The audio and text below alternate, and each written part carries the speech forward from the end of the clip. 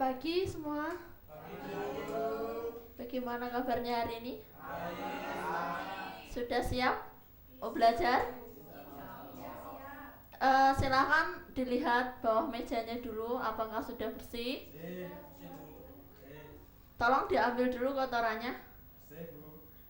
Ya, sekarang kita mulai pelajaran kita hari ini ya. Kita hari ini akan, sebelumnya absen siapa yang nggak masuk hari ini? Dwi Jayanto, kenapa? Keterangannya apa? Sakit. Oh ya, baru hari ini atau kemarin sudah nggak masuk? Baru hari ini ya. Sekarang kita akan belajar tentang mendeskripsikan makna proklamasi kemerdekaan dan konstitusi pertama. Silakan dibuka buku paketnya masing-masing ya. Proklamasi artinya pemberitahuan resmi kepada seluruh rakyat. Pengumuman kemerdekaan berasal dari kata merdeka yang berarti bebas, berdiri sendiri, tidak tergantung kepada orang atau pihak tertentu. Proklamasi kemerdekaan merupakan pernyataan resmi atau formal suatu negara tentang kebebasannya dari belenggu ikatan dan tekanan nasibnya sendiri dalam mewujudkan aspirasi, cita-cita, dan tujuan yang hendak dicapai. Dengan sebuah negara itu merdeka, berarti negara itu memiliki kedaulatan. Kedaulatan ada dua, kedaulatan itu ada dua macam, kedaulatan ke dalam dan kedaulatan keluar. Arti dan pengertian dari kedaulatan itu sendiri adalah kekuasaan tertinggi dalam suatu negara yang tidak bisa dipengaruhi oleh negara lain. Jenis-jenis kedaulatan ada dua di sini, ke dalam dan keluar. Pengertian dari ke dalam adalah negara berhak mengatur segala kepentingan rakyatnya tanpa campur tangan negara lain. Contohnya menentukan suatu kebijakan dan menyatakan perang dengan negara lain. Itu hak negara itu sendiri tanpa ada dukungan dari orang lain atau pengaruh dari negara lain.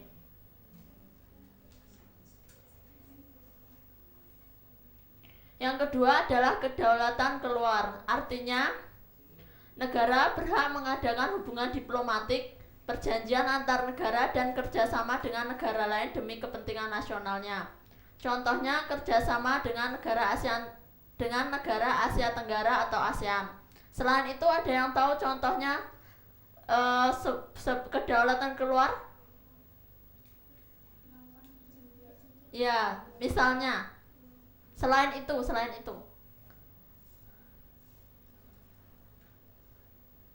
misalkan perjanjian kerjasama ekonomi, kerjasama dalam bidang pertanian dan sebagainya, itu bisa dimasukkan dalam kedaulatan keluar.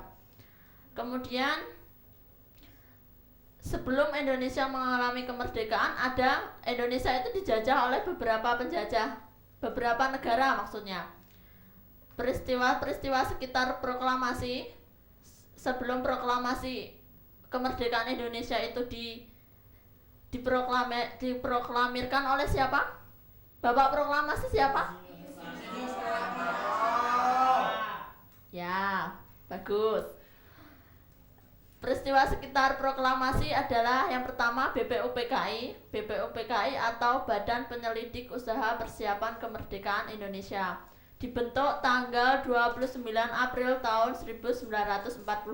Sesudah apa sebelum kemerdekaan? Ya. Diketuai oleh Dr. Rajiman Widyodiningrat. Tujuan BPUPKI dibentuk apa? Ada yang tahu?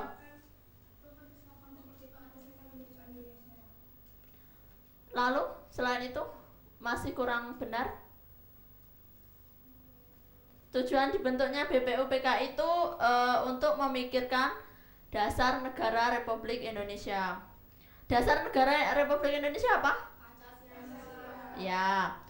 Dalam peristiwa BPUPKI ini ada dari 62 anggota, ada 3 anggota yang merumuskan dasar konsep negara Indonesia. Ada yang tahu siapa saja? yang mengerumuskan 3 dasar konsep. Dilihat bukunya masing-masing. Mas Dinar tahu? Mbak Eni tahu?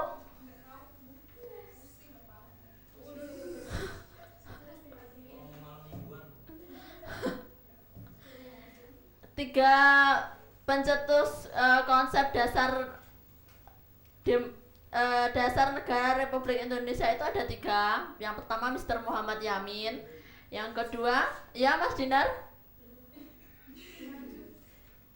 Muhammad Yamin.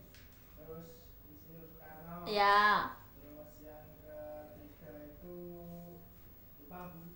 Mr. Supomo yang ketiga. Ada 3. Yang pertama Insinyur Soekarno, yang kedua Mr. Supomo sama Mr. Muhammad Yamin. Atas saran dari setelah mereka mencetuskan konsep dasarnya, kemudian atas pertimbangan, atas dasar saran ahli bahasa juga, sekarang kita kenal yang namanya Pancasila. Ada berapa? 5. Ya. Kemudian yang kedua ada Piagam Jakarta. Dibentuk tanggal 22 Juni 1945. Piagam Jakarta mampu merumuskan dokumen Piagam Jakarta atau yang dikenal dengan Jakarta Charter, yakni preambul yang berisi asas dan tujuan negara Indonesia merdeka.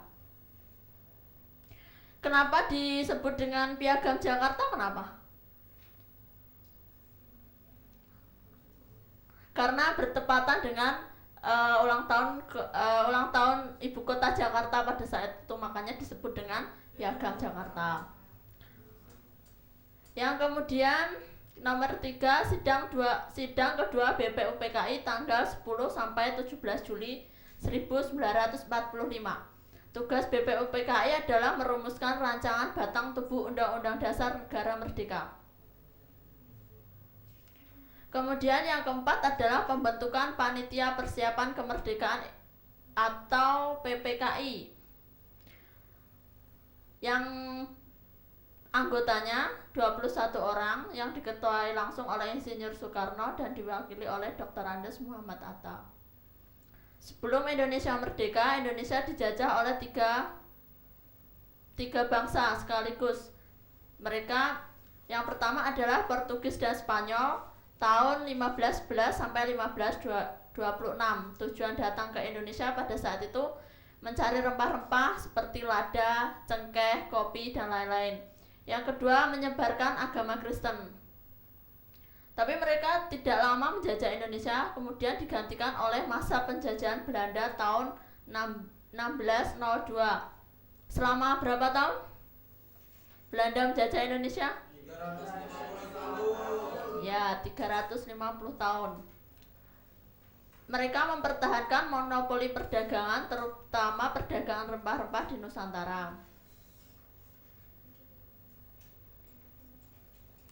Beberapa sistem yang diterapkan Indonesia pada masa penjajahan Belanda adalah, yang pertama adalah sistem tanam paksa atau Kulturstelsel tahun 1830 sampai 1877. Dalam sistem ini, para penduduk dipaksa menanam hasil perkebunan yang menjadi permintaan pasar dunia pada saat itu, seperti teh, kopi, dan lain-lain. Hasil tanaman itu kemudian diekspor ke mancanegara. Apakah dalam sistem tanam paksa ini menguntungkan bagi Indonesia? Ya, merugikan. Yang kedua, sistem kerja paksa atau dikenal dengan Rodi tahun 1808 sampai 1811. Jenderal Daendels memaksa rakyat untuk melakukan kerja paksa, mendirikan pabrik, jembatan, jalan raya, Anyer, Panarukan yang tentu saja digunakan untuk pemerintahan Belanda waktu itu, supaya lebih mereka untuk menyalurkan hasil bumi Indonesia itu ke negaranya lebih gampang. Yang ketiga, masa penjajahan Jepang. Jepang menjajah Indonesia berapa tahun? 3,5 tahun. Ya, 3,5 tahun. Ada beberapa sistem seperti pemerahan sosial ekonomi pada saat masa penjajahan Jepang. Rakyat dipaksa untuk menanam tanaman jarak yang bermanfaat sebagai bahan bakar, pelumas mesin perang, dan tanaman lain yang bermanfaat untuk membuat obat anti malaria yang berguna bagi bala tentara Jepang. Yang kedua adalah pemerahan tenaga manusia. Tenaga manusia diperas untuk usaha perang melalui kerja paksa yang disebut romusa. Kerja paksa yang dilakukan Jepang untuk membuat objek-objek militer seperti lapangan terbang, kubu-kubu pertahanan, atau membuat jalan kereta api. Faktor pendorong perjuangan rakyat Indonesia adalah yang pertama adanya perasaan senasib, sepenanggungan, dan seperasaan akibat penjajahan. Adanya kesadaran bahwa kemerdekaan pada dasarnya merupakan hak kolektif yang harus dimiliki suatu bangsa. Yang ketiga, adanya pengaruh nilai-nilai luhur agama yang menjiwai dan mempengaruhi bangsa Indonesia. Adanya keinginan luhur bangsa Indonesia untuk mencapai cita-cita bangsa. Karena nggak selamanya juga orang mau dijajah terus-menerus ya. Sekarang tugas kalian adalah berdiskusi. Silakan membentuk kelompoknya masing-masing. Di sini ada berapa siswa? Ya, silakan membentuk satu kelompok dua-dua ya.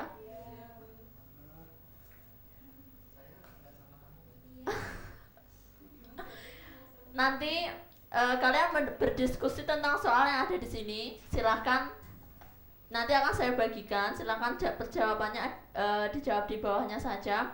Lalu jangan lupa ditulis nama anggota kelompoknya satu-satu. Kemudian cukup ya 5 menit diskusi ya. Dan apa yang ada di jawaban di sini nanti akan ada di bagian di sini. Nanti kita akan bahas bersama-sama ya. Sekarang silakan untuk berdiskusi dan dijawab.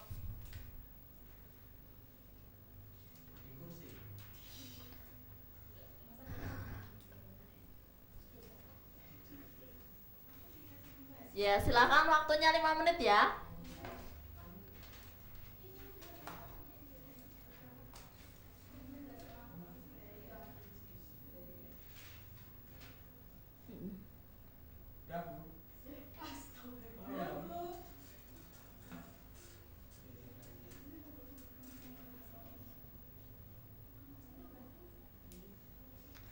Silahkan dijawab. Sudah berapa nomor Mbak Neng?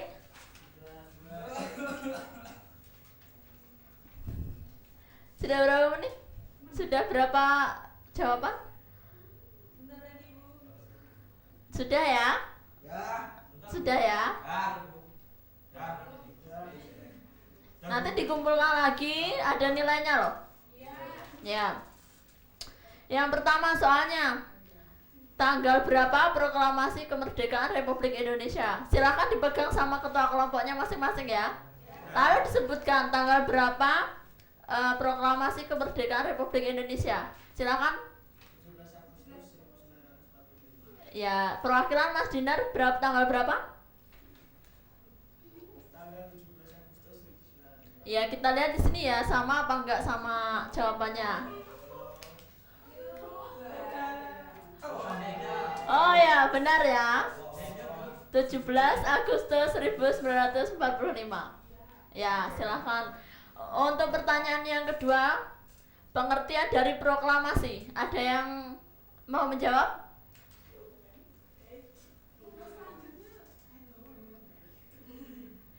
Silakan diwakili. Siapa? Sudah ada jawabannya, silakan Mbak Dwi untuk dibuka jawabannya, silakan. Silakan.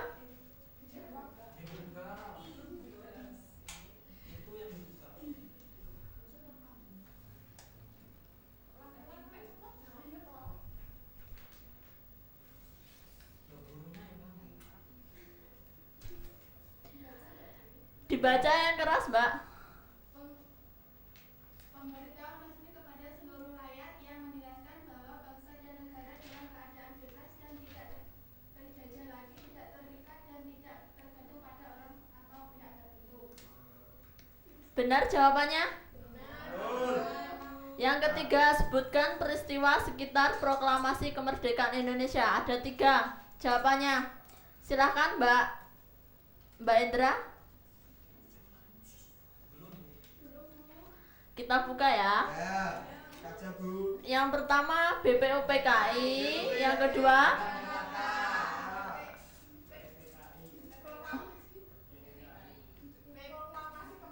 ya. Ya. Soal yang keempat, negara mana saja yang pernah menjajah Indonesia? Portugis. Belanda. Lalu? Ya. Sebutkan sikap positif dan sikap negatif yang dapat ditunjukkan sebagai pewarisan semangat proklamasi kemerdekaan.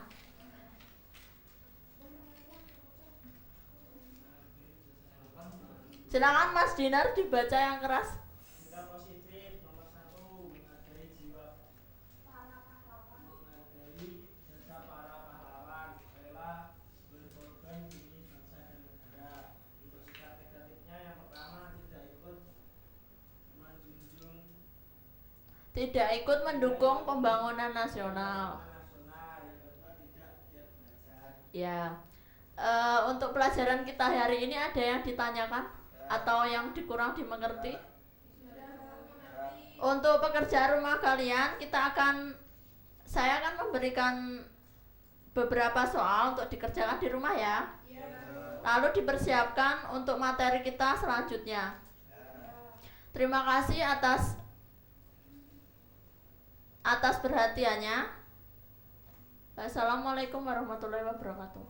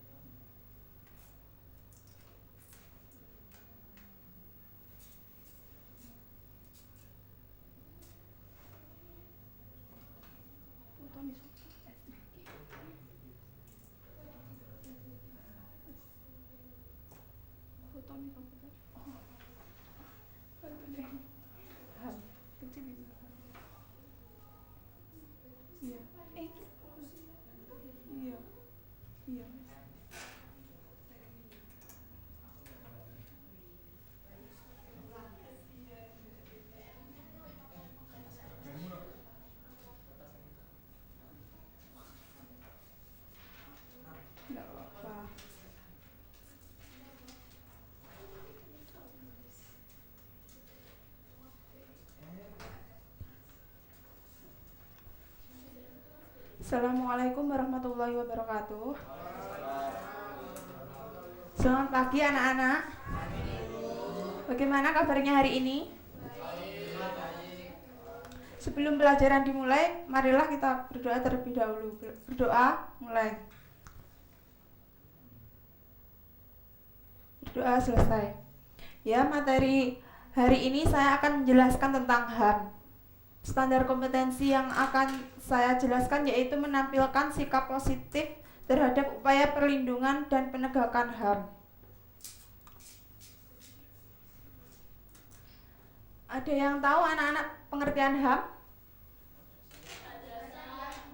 Salah satu aja, colong tunjuk jari. Maksudnya acungkan jari. Ya, betul sekali.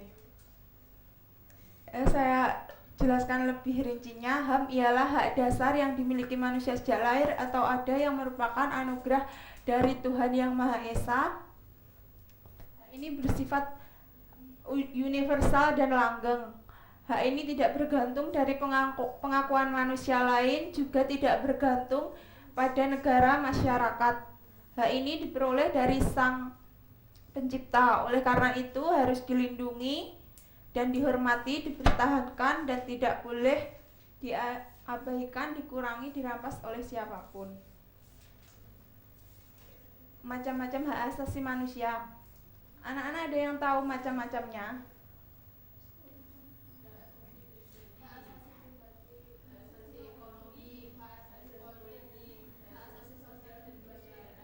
Ya, betul sekali. Hak asasi pribadi, ada yang tahu contohnya? Ya. Ya. Hak asasi pribadi yaitu meliputi kebebasan menyatakan pendapat, kebebasan memeluk agama, kebebasan bergerak, kebebasan mengeluarkan pendapat. Contoh dari kebebasan memeluk agama, di mana dalam kehidupan sehari-hari kan ada seorang yang mempunyai keyakinan berbeda-beda antara satu dengan yang lain. Contohnya seperti kita memeluk agama Islam, ada lain juga yang manusia lain yang memeluk agama Kristen atau Katolik. Kemudian hak asasi ekonomi. Hak asasi ekonomi yaitu hak untuk memiliki, membeli, dan menjual serta memanfaatkan sesuatu. Contohnya, kita mempunyai uang untuk membeli suatu barang, dan contohnya menjual seperti orang yang menjual di pasar atau di toko-toko itu. Kemudian hak asasi politik, yaitu hak untuk ikut serta dalam pemerintahan, hak dalam pemilu, dipilih maupun memilih dalam suatu pemilu. Di mana kita dalam hak asasi politik ini boleh ikut serta dalam pemerintahan. Anak-anak ada yang sudah melaksanakan pemilu?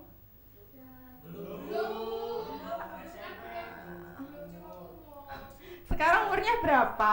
Masih 17 tahun.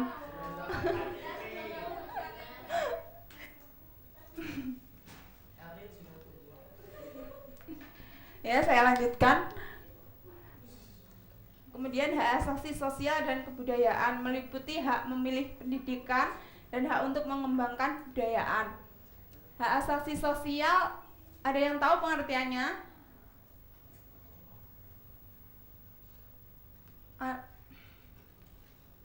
Nggak ada yang tahu.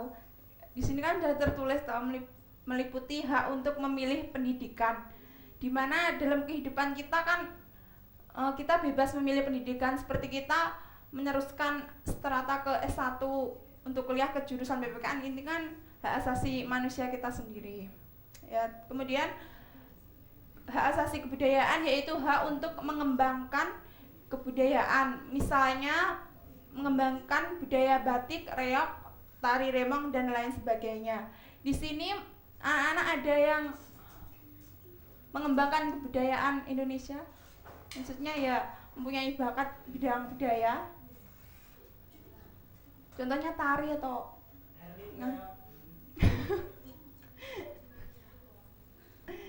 masa Mbak Erlin reog kan nggak mungkin kan, badannya kurus terus. Masa kuat untuk reog. Mungkin Mbak Erlin pantasnya untuk ngedance apa tari apa itu.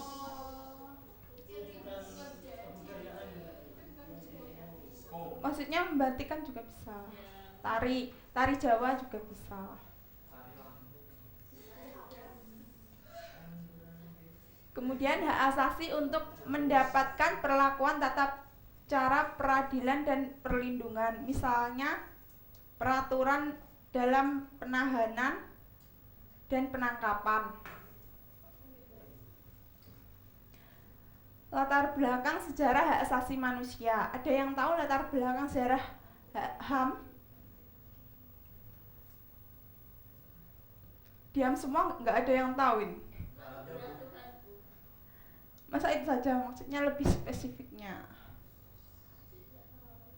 Ya, saya akan jelaskan. Hak asasi manusia kan saya sudah jelaskan di atas tadi, pengertiannya yaitu anugerah dari Tuhan yang dibawa sejak lahir dan melekat, tidak boleh dilanggar oleh siapapun dengan alasan apapun. Namun dalam realitas sejarah baru disadari pentingnya HAM untuk dijunjung tinggi dan dihormati ketika terjadi berbagai tindakan sewenang-wenang dilakukan oleh para raja atau penguasa, maka sebagai rakyat mengupayakan pemikiran atau perjuangan HAM agar berjalan secara perlahan dan beraneka ragam. Instrumen hak asasi manusia nasional, pengertiannya yaitu berbagai peraturan yang berisikan perundang-undangan yang memiliki ketentuan jaminan HAM sebagai alat untuk menjamin perlindungan dan pelaksanaan HAM nasional. Macam-macamnya peraturan perundang-undangan yang dibuat untuk menjamin HAM. Kemudian yang kedua, perundang-undangan yang dibentuk untuk meratifikasi Konvenan Internasional HAM.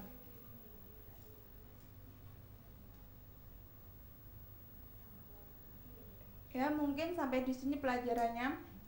Ada yang kurang jelas?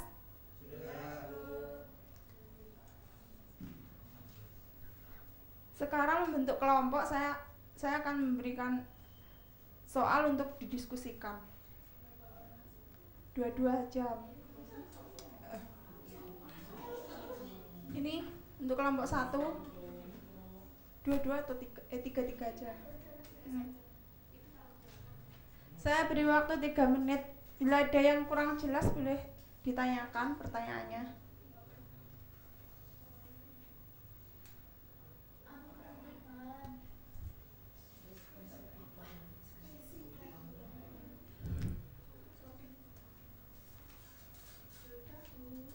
Sudah.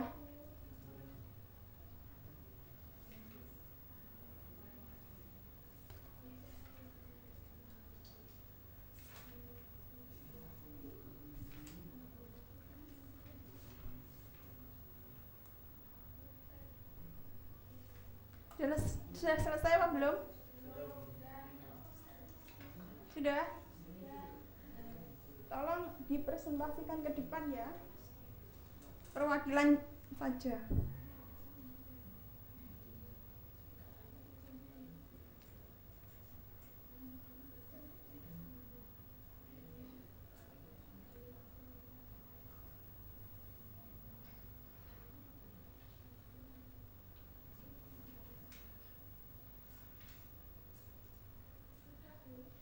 Sudah?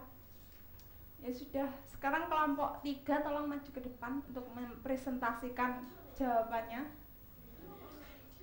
Bila kurang jelas nanti, kurang sempurna nanti bisa saya sempurnakan.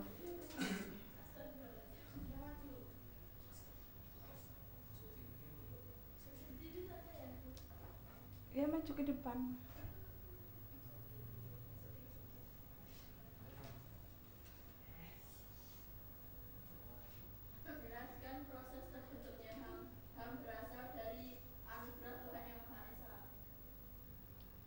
Nggak bisa lebih jelasnya, maksudnya kan terbentuknya prosesnya bagaimana.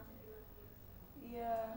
Terakhir yang berasal dari Tuhan, kemudian dimiliki oleh setiap manusia. Ya,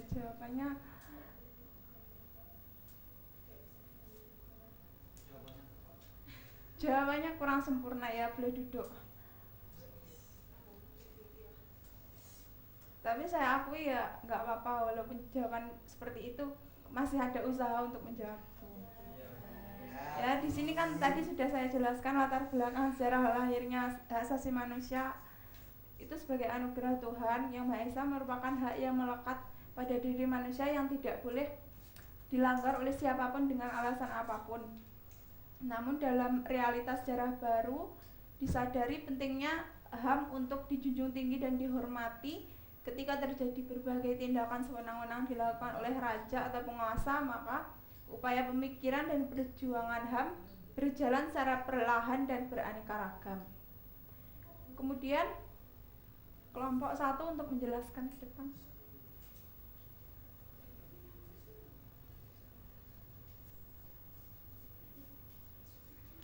Jelaskan pengertian HAM. HAM adalah hak dasar yang dimiliki dan melekat pada diri manusia yang dibawa sejak lahir dan sebagai anugerah Tuhan Yang Maha Esa yang senantiasa dilindungi dan dihormati oleh siapapun. Iya, betul sekali jawabannya. Untuk kelompok 2 harap maju ke depan.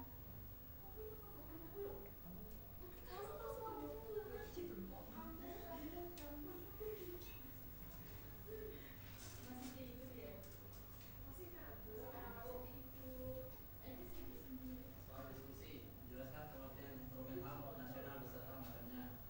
Instrumen HAM nasional diantaranya adalah Undang-Undang 1945, Tap MPR nomor 17/MPR/1998. Kemudian yang terakhir adalah Undang-Undang nomor 39 tahun 99 tentang HAM. Iya. Tadi pengertiannya belum ada ya?